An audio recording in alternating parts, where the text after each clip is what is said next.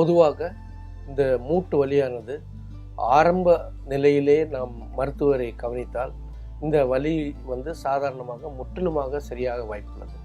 பொதுவாக மூட்டு வலி ஆரம்பித்து மூட்டை சுற்றி வீக்கம் ஓடும்போது அந்த நிலையில் டாக்டர் நியர்பை ஆர்த்தோ டாக்டரை சந்தித்து அதுக்கான காரணங்களை டாக்டர் மூலம் தெரிந்து அதற்கு என்ன பரிசோதனை செய்ய வேண்டும், அதை எப்படி சரி செய்ய வேண்டும் என்பது அவருடைய ஆலோசனையோடு நீங்கள் செய்யும்போது இந்த மூட்டு வலியானது சாதாரணமாகவே சரியாக வாய்ப்புள்ளது.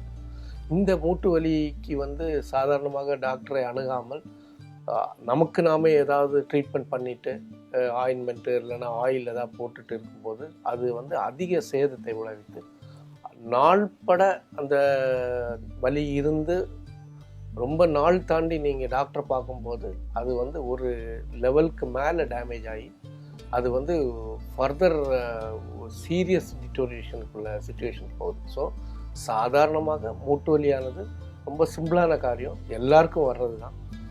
ஒரு நாள் 2 நாளில் அந்த வலி சரியாகலைன்னா அதை ரொம்ப சாதாரணமாக எடுத்துக்காமல் பக்கத்தில் இருக்கிற ஒரு ஆர்த்தோ டாக்டரை பார்த்து என்னத்தினால இந்த வலி வர்றதுன்றதை கரெக்டான காரணத்தை தெரிஞ்சு அதுக்கு வேறு பரிசோதனை மூளை ஏதாவது சரி செய்ய வேண்டுமா என்பதை அவருடைய ஆலோசனையை கரெக்டாக ஆரம்ப ஸ்டேஜில் நம்ம கடைபிடித்துட்டோம்னா இந்த மூட்டு வலி சாதாரண ரொம்ப சிம்பிளான விஷயமாக மாறிடும்.